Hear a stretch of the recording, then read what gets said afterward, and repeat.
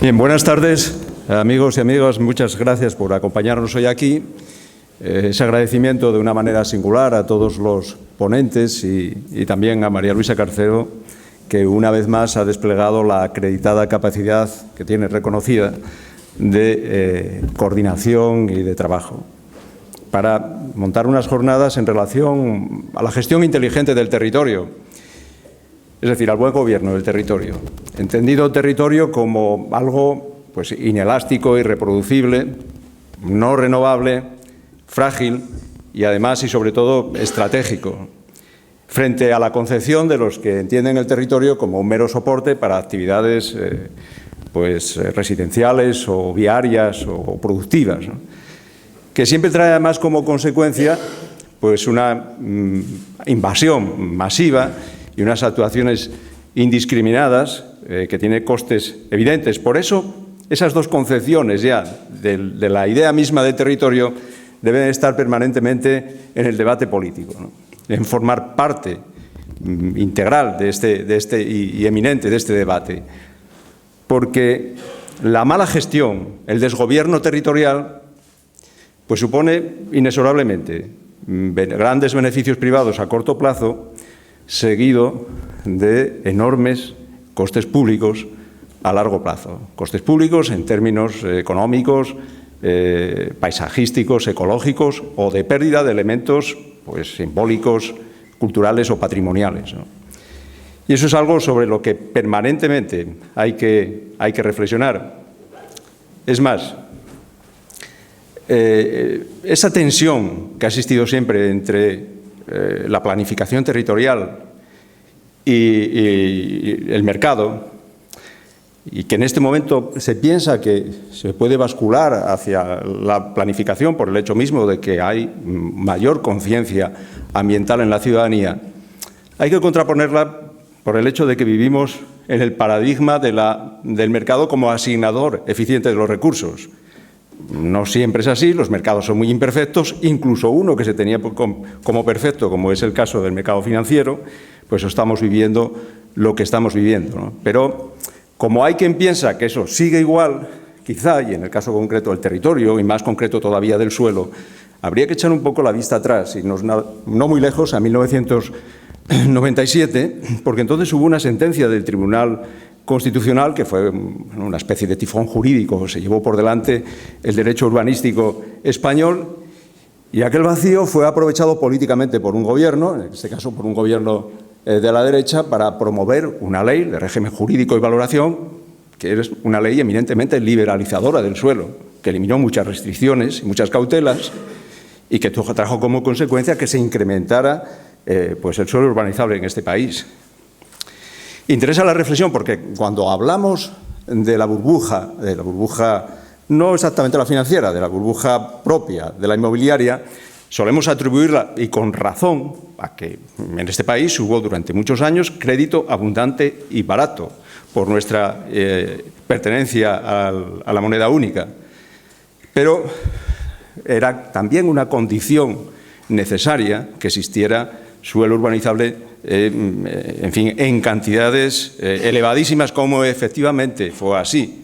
Eso no solamente se puede traducir, y se traduce de hecho cuando vamos a largo y ancho de España, pues vemos desgraciadamente algunas manifestaciones físicas, sino que fue un ingrediente básico para que esa burbuja tuviera la dimensión que tuvo. Y si, en fin, alguien tiene alguna duda, ahí están los datos del Banco de España, con unos 350.000 millones de euros aproximadamente de deuda de los promotores a los bancos y a las cajas, que es seguramente la losa más grande que planea ahora sobre el sistema financiero español. Pero, en fin, estamos en Asturias, donde el territorio queremos que sea equilibrado entre lo urbano y lo rural. Siempre hemos procurado eso y en esa insistencia estamos, pero conscientes de que el potencial económico y el futuro económico de Asturias depende esencialmente de nuestra potencia urbana, que es mucha. No en vano, en un espacio de 30 kilómetros de radio, pues habitan 850.000 personas. Eso es seguramente la mayor densidad urbana de la zona atlántica de nuestro país, salvo el Gran Bilbao, y no sé si ahí deberíamos incluir Sevilla, ¿no? Y ahí existen, por tanto, economías de aglomeración que estamos obligados a aprovechar y que estamos aprovechando. Es un proceso, además, largo, que viene de unas ciudades, viejas ciudades industriales, que bueno, pues se han soldado, se han armonizado y han construido un espacio que estamos permanentemente intentando organizar y estructurar adecuadamente, ¿no? También hay problemas derivados de que aquí las competencias se establecen más entre ciudades, que habrá que cambiar por unas relaciones de cooperación y por que se duplican o a veces se triplican equipamientos, que es una cuestión que habría que reconsiderar. Pero, en fin, nadie trata aquí de plantearse nuevas cabeceras o de cambiar las jerarquías urbanas tal y como están establecidas, sino sencillamente de evidenciar que en Asturias hay una nueva realidad territorial en el área central y hay que adaptarse a esa nueva realidad, aprovecharla y también saber eliminar o al menos minorar los riesgos que conlleva, que son varios. En fin, aquí se hablaba ahora mismo de la vulnerabilidad energética de determinados modelos territoriales. El nuestro lo es.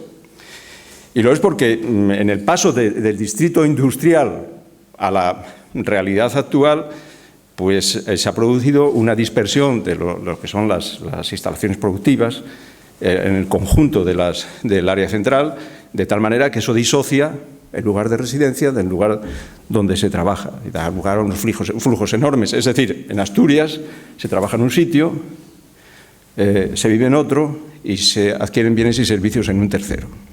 Bien, eso es algo que hay que encauzar porque, sin duda, el modelo territorial incide en los parámetros que determinan el consumo energético, la eficiencia energética de una manera determinante, en lo que tiene que ver con la movilidad de los ciudadanos en el vehículo particular y en lo que tiene que ver con el tráfico de mercancías. Algo, por tanto, sobre lo que estamos reflexionando y tendremos que reflexionar más y actuar más, por supuesto, en el futuro, teniendo en cuenta, además, que se produce en Asturias también un proceso de suburbanización, es decir, esa seducción de las clases medias por las ciudades difusas, de tejidos lasos, urbanos muy lasos, y que son ineficientes, absolutamente ineficientes desde el punto de vista energético, porque llevan a una utilización masiva del vehículo privado, además de que lo son también por el alto consumo de agua y de espacio, ¿no?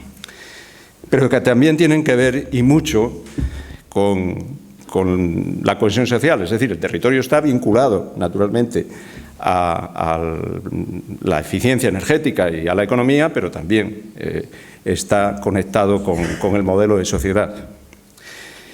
Y el modelo de sociedad quizá vinculado de una manera muy directa al concepto que se tenga de ciudad.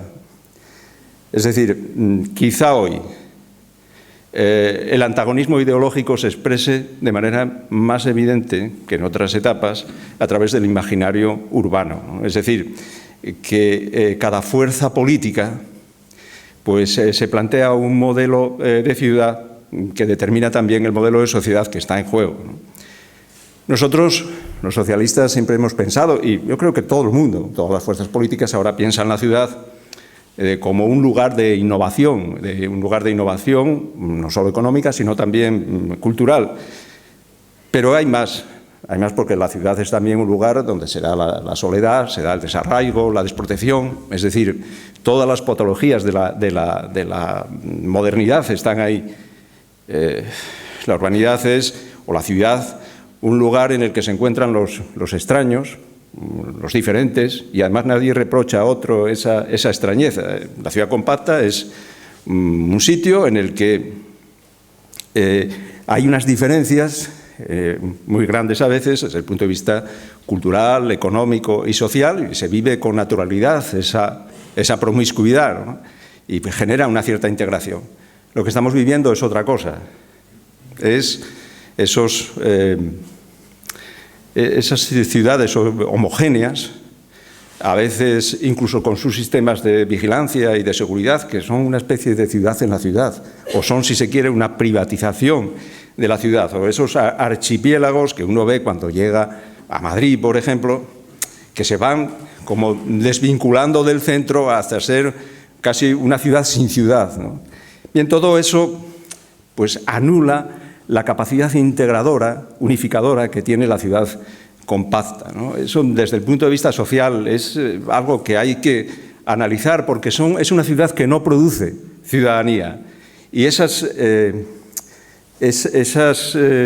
barrios homogéneos, esas comunidades cerradas, hacen que la gente se pueda plantear o se puedan generar en ellos sentimientos de no pertenencia a esa sociedad. Eso creo que interesa este debate, hacerlo en el marco de lo que son las ideas de los socialistas, tiene que ver con el territorio, tiene que ver con la sostenibilidad, tiene que ver con la eficiencia, tiene que ver también con la cohesión social. Al fin y al cabo, la urbanidad es algo que se da no solo en la ciudad, se da en la ciudad y se da en el campo rural, se da en lo rural, porque la urbanidad es más que la forma de la ciudad, más que la dimensión de la ciudad. Existe sin ciudad, ¿no? Es una manera de pensar, una manera de entender la vida y la sociedad, el espacio público, lo cívico, en fin, algo que estamos obligados a mantener y a preservar. Nada más y muchas gracias.